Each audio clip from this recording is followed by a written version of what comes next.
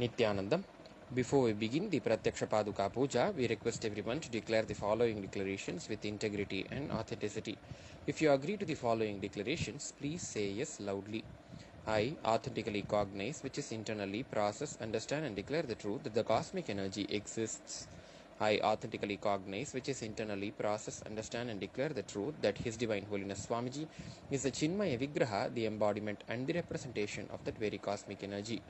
I authentically cognize, which is internally process, understand and declare the truth that whatever I offer to His Divine Holiness Swamiji during the Pratyaksha Paduka Puja will reach the cosmic source of energy directly.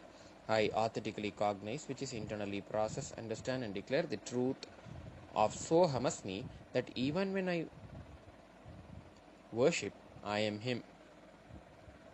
Let us now enter into the Pratyaksha Paduka Puja. Please take some flowers in your hands and keep your hands in the Namaskara Mudra in front of your heart as we enter into the Guru Vandanam. Om Nityanandam Paramasukhadam